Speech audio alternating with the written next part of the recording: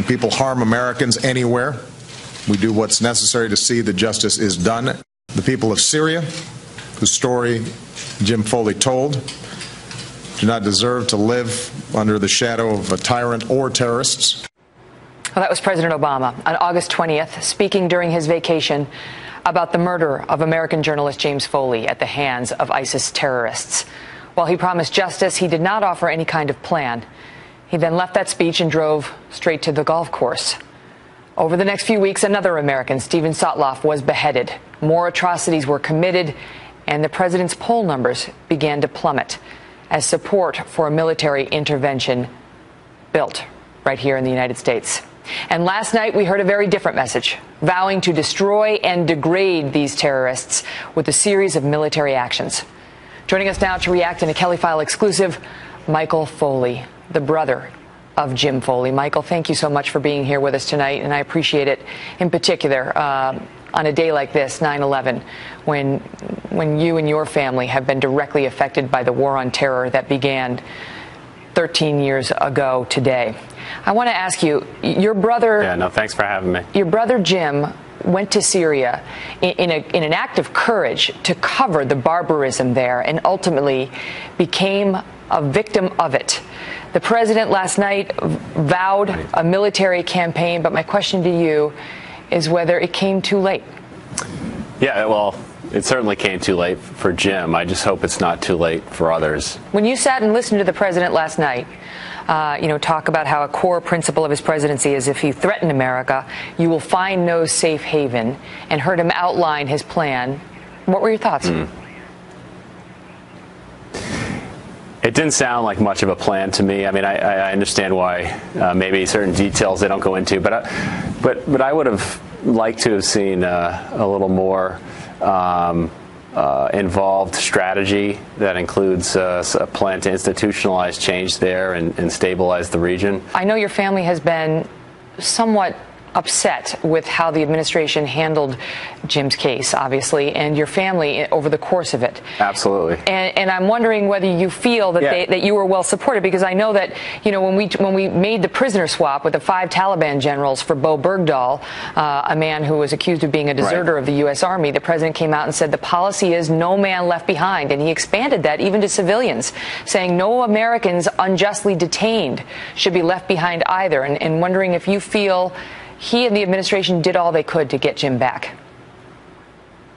No, we're appalled by the situation. It went past not doing everything they could into they were actually an impedance. They got in our way, and that's what really bothers me to the core.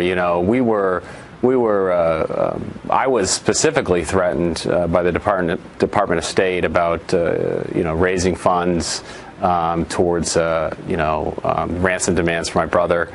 We were smart enough to look past it, but it slowed us down. We lost a lot of time trying to regroup. Wait, they didn't even want you to do it privately? I mean, it's one thing if the American government won't do it. That's been our longstanding policy. But they didn't even want you to do anything privately. Exactly. My parents believe strongly, family and friends. We've started a foundation. It's on freejamesfoley.org. It's called the James W. Foley Legacy Foundation, and it's aimed at assisting hostages and families of hostages, with navigating this web. Fostering communication between nations. There was really no sharing of information. In fact, when we tried to get information from other allies, even we were stonewalled. So it's a huge gap.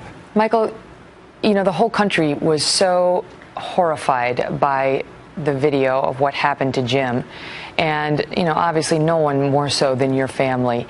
And it's actually played a major role in the president's announcement last night. I mean, the latest Fox News poll showed 65% of the American public believed that the United States should take the lead in going after the killers of your brother.